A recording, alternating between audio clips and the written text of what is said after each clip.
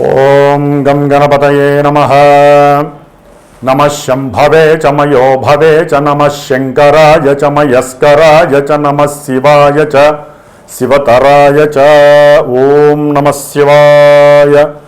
ఓం త్రయంబకం యజామహే సుగంధిం పుష్టివర్ధనం ఉర్వారుకమివ బంధనాన్ మృత్యోర్ముక్షీయమామృతాతో. ఓం మృత్యుంజయేశ్వరాయ నమః. ఓం శమగ్నిరగ్నివిష్కరశ్చన్నస్తపతు సూర్యః శంబాతో వాత్వరప అపస్రదః. ఓం శం శనైశ్చరాయ నమః. జ్ఞానసిద్ధిని వీక్షిస్తున్నటువంటి ప్రేక్షకులందరికీ కూడా శని భగవంతుడి యొక్క అనుగ్రహముతో ఈ 135 రోజులు అనగా జూలై 27వ తేదీ నుండి డిసెంబర్ 11వ తేదీ వరకు కూడా ఈ 135 రోజులు మన యొక్క భూమి మీద శనైశ్చరుని యొక్క వక్రగతి సందర్భముగా ఆయన యొక్క పాపపు కిరణాలు అత్యంత వేగవంతంగా చాలా ప్రతికూలమైనటువంటి పరిస్థితుల్ని కలుగజేసేటటువంటి స్థితిగతుల్లో మనందరము కూడా కర్మలని అనుభవించడానికి సిద్ధంగా ఉండాలి. కాబట్టి ఆ ఈశ్వరుడు హనుమంతుల వారు శనైశ్చరుని యొక్క అనుగ్రహము పరిపూర్ణంగా కలగాలని ఆశిస్తూ ఆశీర్వదిస్తూ మరి మనకి మేషరాశి నుంచి ద్వాదశ రాశులైనటువంటి మీనరాశి వరకు కూడా ఏ ఏ రాశుల వారికి ఈ యొక్క శనిగ్రహ వక్రత్వ ప్రభావము ఏ విధంగా ఉంటుంది, మరి ఈ రాశుల్లోనే కొంతమందికి ఏలినాటి శని ప్రభావము, అష్టమ శని ప్రభావము, అర్ధాష్టమ శని ప్రభావము, ఈ విధంగా శని యొక్క ప్రభావాన్ని ఎంతోమంది ఎన్నో రోజులుగా మరి ఆయన యొక్క వేదనకి గురై, ముఖ్యంగా కొంతమంది వారి యొక్క జన్మజాతక రీత్యా ఈ శని మహర్దశ జరిగేవాళ్ళు, శని మహర్దశలో రాహువు, రాహు మహర్దశలో శని, అట్లాగే శని మహర్దశలో శుక్రుడు, శుక్ర మహర్దశలో శని, శనిలో కేతువు, కేతువులో శని, ఈ విధంగా పాపగ్రహాలు శని కుజ, శని రాహు, శని కేతు, శని రవి, ఈ గ్రహాల యొక్క దశలు అంతర్దశల్లోనూ, శుక్రుడి యొక్క అంతర్దశల్లోనూ దశల్లోనూ ఈ యొక్క శని యొక్క ప్రాబల్యము అత్యంత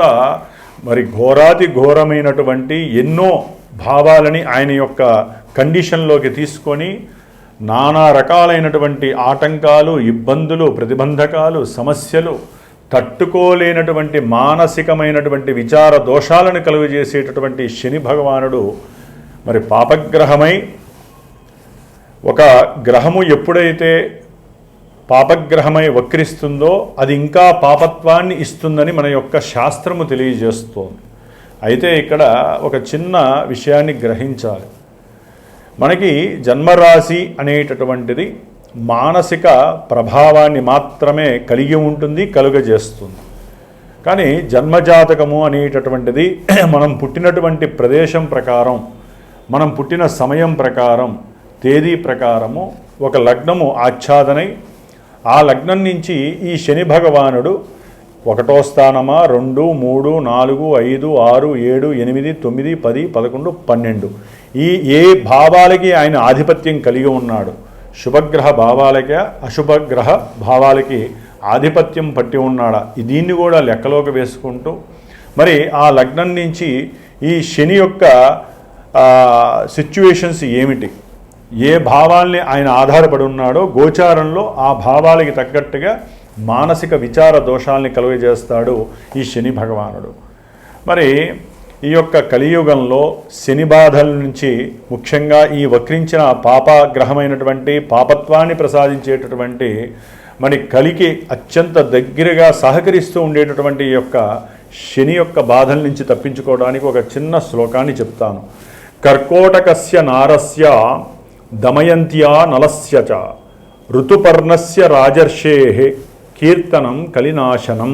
అంటే మనకి అందరికీ తెలిసినటువంటి విషయం నల దమయంతుల యొక్క చరిత్ర.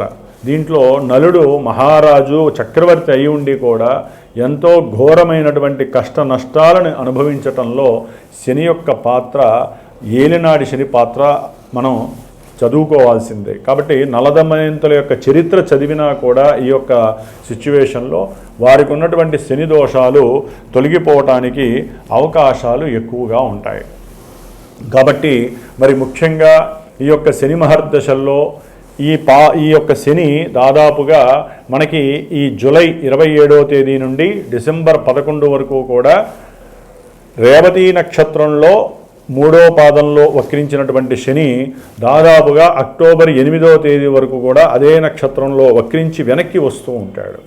అట్లాగే ఈయన డిసెంబర్ 11 వరకు కూడా సొంత నక్షత్రంలో వక్రించడం ఇంకా ఘోరమైనటువంటి ప్రభావాలని మనకి ప్రసాదిస్తూ ఉంటాడు కొన్ని రాశుల వారికి. ఆ రాశులు ఏంటో మనం తెలుసుకుందాం.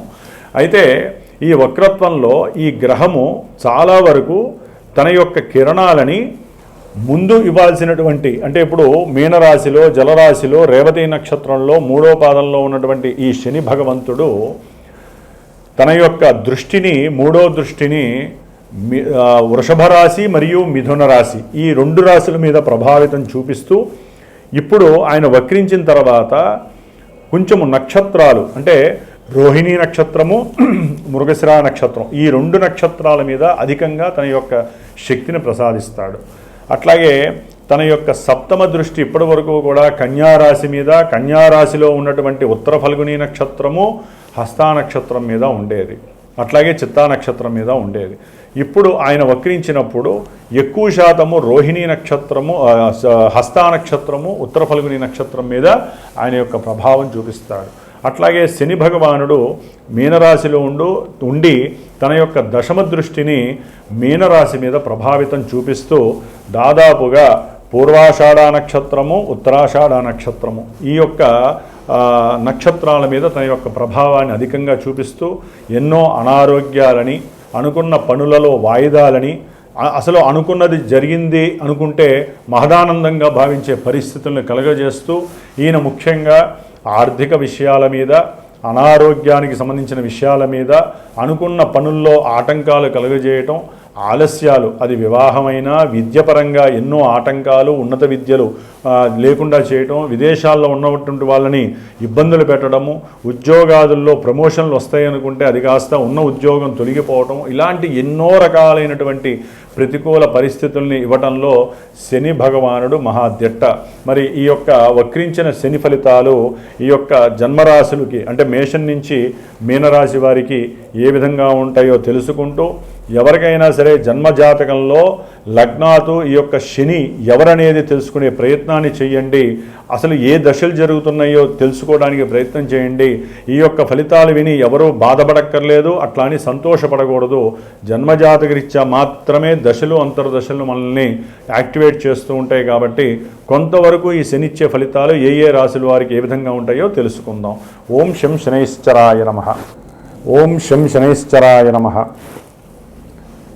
ఎవరికైతే గనక శని మహర్దశలు కానీ అంతర్దశలు జరిగిన పుష్యమీ నక్షత్రము, అనురాధ నక్షత్రము, ఉత్తరాభాద్ర నక్షత్రము ఈ నక్షత్ర జాతకులు కానివ్వండి, అట్లాగే కుంభరాశి, మీనరాశి, మేషరాశి, వృషభ రాశి, అట్లాగే మనకి ముఖ్యంగా కన్యారాశి, ధనుస్సు రాశి ఈ రాశుల వారు, ఈ అంతర్దశలు దశలు జరిగేవారు తప్పకుండా శ్రావణ మాసంలో మనకి బహుళ శుద్ధ విధియ నుండి దాదాపు 19 రోజులు పంచమి వరకు కూడా నా యొక్క శ్రీమాత జ్యోతిషాలయ పీఠంలో ఈ యొక్క శనిగ్రహ పీడలు, బాధలు తొలగించటానికి ఒక దీక్షా కార్యక్రమం 19 రోజులు నిత్యము 1000 సార్లు శనికి సంబంధించినటువంటి మూలమంత్ర బీజాక్షరాలని, అట్లాగే మూలమంత్ర వేదమంత్రాన్ని కూడా జపిస్తూ నిత్యము 19 రోజులు రుద్రుడికి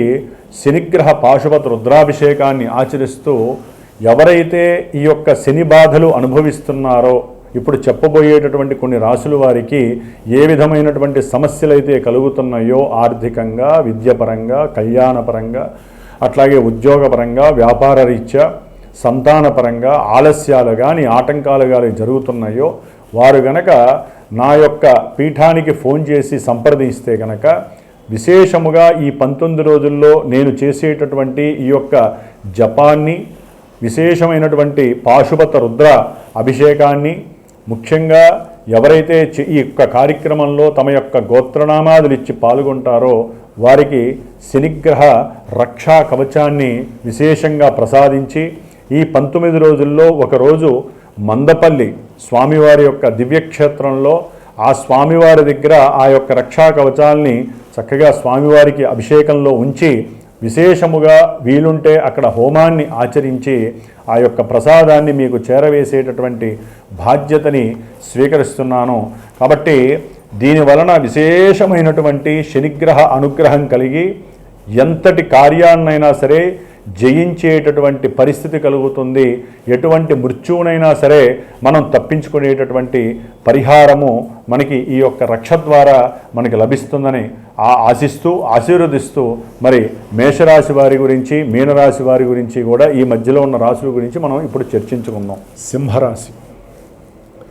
సింహరాశి వారికి వక్రగత శని భగవానుడు దాదాపుగా జూలై 27 నుంచి డిసెంబర్ 11 వరకు 137 రోజులు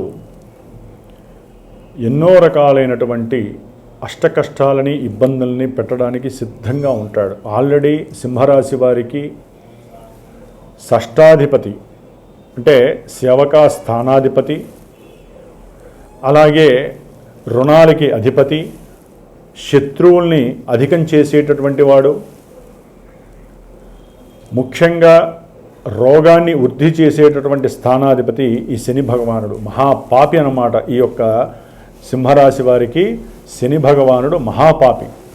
అట్లాగే సప్తమం మారక స్థానం, అనుకున్న ఏ కార్యక్రమాలు అవ్వకపోవటం, భార్యాభర్తల్లో ఎవరో ఒకరిది గనక ఈ యొక్క సింహరాశి అయినట్లయితే వారికి ఇబ్బంది కలిగేటటువంటి పరిస్థితి. ఎందుకంటే ఇప్పటి వరకు ఆయన అష్టమ శనిగా ఉండి ఎన్నో అవరోధాలు, ఎన్నో మృత్యుగండాలు అంటే మృత్యుతుల్యమైనటువంటి పరిస్థితుల్ని ప్రసాదిస్తూ వచ్చాడు. అష్టమ శని అంటే రంధ్రశని. కానీ ఇప్పుడు ఆయన యొక్క వే అనేటటువంటిది, కిరణాలు అనేటటువంటిది కొంచెం వెనక్కి తగ్గు ఉంటాయి. ఇప్పటివరకు వీరు కాపాడబడుతూ కూడా వచ్చి ఉండొచ్చు. ఎందుకంటే అష్టమంలో శని ఉంటే కాస్త ఆయువుని కొంతన్న కాపాడుకుంటూ ఉంటాడు. ఎందుకంటే ఆయు కారకుడు కాబట్టి. ఎవరైనా శత్రువులు, రోగాదులు, రుణాదులు వీటి పరంగా అవమానించినా, ఇబ్బందులు పెట్టినా తట్టుకునే స్వభావం, ఇప్పుడు వీరు అవి తట్టుకునే స్వభావం సింహరాశి వారికి ఉండకపోవచ్చు. దాన్నే మృత్యుతుల్యము అంటారు. సమస్యలు వృద్ధి చేస్తూ ఉంటాడు. ఈయన యొక్క దృష్టి ముఖ్యంగా ఇప్పటి వరకు సింహరాశి వారికి దశమ కేంద్రమ స్థానమైనటువంటి వృషభ స్థానం మీద పడేసరికి ఎంతో ఏదో రకంగా వారు చేసేటటువంటి వృత్తి ఉద్యోగాదుల్లో కష్టమైన నష్టమైన ఎన్నో మాటలు పడుతూ భరాయిస్తూ కాలం గడుపుతూ ఉన్నంతకాలము జాగ్రత్తగా చేయాలి అనేటటువంటి సహనము, ఓర్పు ఎక్కువగా ఉండేటటువంటి పరిస్థితి. మరి ఈయన వక్రించడం ద్వారా ఆయన దృష్టి ఆ యొక్క స్థానం మీద కొంచెం తగ్గుతుంది. దానివలన ఆ ఓర్పు, సహనం తగ్గిపోవడం ద్వారా లేనిపోని అవాక్కులు, అవతల వ్యక్తుల మీద వీరు సహనాన్ని కోల్పోవడం ద్వారా చేసే ఉద్యోగంలోంచి తొలగిపోవటం, లేకపోతే ఉద్యోగాదుల్లో ధనము రావాల్సింది ఆగిపోవటము, అంటే బాగా ఆలస్యం అవటము, ఉద్యోగాన్ని వదిలేయాలి అనేటటువంటి సంకల్పం కలగటము, ఇలాంటివి ఎన్నో రకాలైనటువంటి సేవకాపరమైనటువంటి విషయాలలో వీరికి నెగిటివ్నెస్ కనిపిస్తోంది. అలాగే ఎవరికైతే వివాహ సంబంధిత విషయాలలో అవుతుంది అనుకున్న వాళ్ళకి కొంత వివాహ సంబంధిత విషయాలలో అనుకున్నటువంటి విషయాలు కొంచెం జరగకపోవచ్చు. ముఖ్యంగా ఈయన యొక్క దృష్టి సంతాన స్థానం పైన పడేసరికి ఇప్పటివరకు సంతానానికి సంబంధించినటువంటి విషయాలలో ఎంతోమందికి ఇబ్బందులు కలిగి ఉండొచ్చు. కానీ ఇప్పుడు ఆయన యొక్క ఎఫెక్షన్ తగ్గేసరికి చదువుకునేటటువంటి విద్యార్థుల మీద చాలా ఎఫెక్ట్ ఎక్కువగా పడుతూ ఉంటుంది. ప్రయాణాల యందు చాలా జాగ్రత్తలు వహించాలి. భార్యతో కానీ భర్తతో కానీ, అంటే ఇరువురు ప్రయాణం చేసేటప్పుడు ఎన్నో మారక దోషాలు మీకు కలగడానికి అవకాశం ఉంటుంది. చాలా జాగ్రత్తగా చూసుకోవాలి. ఆయన దృష్టి ముఖ్యంగా ఇప్పటి వరకు ద్వితీయ స్థానమైన కన్యారాశి మీద పడేసరికి ఆకస్మికంగా ఎన్నో నష్టాలు, వ్యాపారంలో నష్టాలు, సేవకా వృత్తిలో అనుకున్న డబ్బులు రాకపోవటం, దాని ద్వారా కుటుంబంలో కలతలు ఏర్పడటం, ఇవన్నీ జరిగినాయి. కానీ ఆయన యొక్క వక్రీగత దృష్టి వలన డైరెక్ట్గా ఆరోగ్యం మీదే పడుతోంది. ఇప్పటివరకు రాజసంగ సింహరాశి వారు ఎక్కడా మేము తగ్గమనేటటువంటి వాళ్ళు తగ్గాల్సిన పరిస్థితి. ఇదేంట్రా బాబు వీడు ఉన్నట్టుండి ఇంత ఓపికగా తయారయ్యాడు అనేటటువంటి పరిస్థితి. ఎందుకంటే శని దృష్టి ఇప్పుడు సింహరాశి మీద కొంత పడుతూ ఉంటుంది. వీళ్ళలో ఉన్నటువంటి అహంకారము కానీ, అట్లాగే ఎవరైనా ఉద్యోగాదుల్లో వ్యాపారాదుల్లో మేనేజ్మెంట్ చేస్తూ ఉంటారు, ఆ యొక్క విషయాలలో వీరికి ఎన్నో రకాలైనటువంటి లోపాలు కలుగుతూ ఉంటాయి. ఏమీ తెలియదు. ఏమీ తెలియని వాళ్ళకి తీసుకెళ్ళి ఆ స్థానంలో కూర్చోబెడితే ఏమవుతుంది, ఏం అర్థం కాని పరిస్థితి. ఇది కూడా ఒక మృత్యుతుల్యమే, మారకస్థానం అనుకోవచ్చు. అంటే ఈ విధంగా ఈ యొక్క సింహరాశి వారికి ఉద్యోగపరంగా, శత్రు రుణపరంగా, వివాహపరంగా, దాంపత్యపరంగా, ఆర్థికంగా, తండ్రి యొక్క ఆరోగ్యరీత్యా, చదువుకునేటటువంటి విద్యార్థులకి విద్యపరంగా, బంధువులతో అంతర్గతంగా సమస్యలు, అది భార్య అయితే భర్త తరపు, భర్త అయితే భార్య తరపు, ముఖ్యంగా ఆర్థికపరమైనటువంటి విషయాలలో వీరు పూర్తిగా ఇబ్బందులు పడే పరిస్థితి సింహరాశి వారికి కలుగుతోంది. అందుకనే శ్రావణ మాసంలో చాలా విశేషమైనటువంటి 19 రోజుల దీక్ష జపాన్ని, హోమాన్ని ఆచరిస్తున్నాను.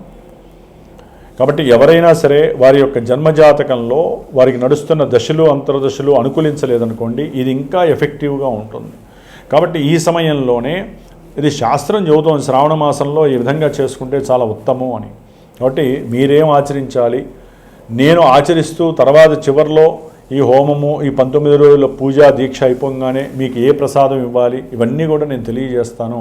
నా యొక్క నెంబర్కి మీరు ఫోన్ చేసినట్లయితే కనుక మీరు కూడా ఎన్నో నియమాలు, ఉపవాస నియమాలు ఆచరించండి. కాస్త మాటని కంట్రోల్ చేసుకోండి. ఆరోగ్య విషయంలో జాగ్రత్తలు వహించండి. తండ్రి గారి యొక్క ఆరోగ్య విషయంలో జాగ్రత్త ఉండండి. వ్యాపారము, ఉద్యోగ విషయాలలో ఏది మన ముందుకు రాకుండా అంతర్గతంగా ఎన్నో విషయాలు జరుగుతూ ఉంటాయి. సంతానంలో కూడా విభేదాలు కలిగే అవకాశం ఉంటుంది. కట్టుకుంటున్నటువంటి ఇల్లు లేకపోతే తీసుకున్నటువంటి భూముల్లో ఎన్నో వివాదాలు కలగడానికి అవకాశం ఉంటుంది. అనుకున్న వివాహ విషయాలు ఆలస్యం అవుతాయి, కొంతమందికి దగ్గరగా వచ్చినట్టే వస్తాయి, కానీ ఈ 4 నెలలు జరగకపోవచ్చు. కాబట్టి కొంచెం సింహరాశి వారు హనుమంతుడిని ఎక్కువగా ఆరాధించండి. ఓం శం శనైశ్చరాయ నమః.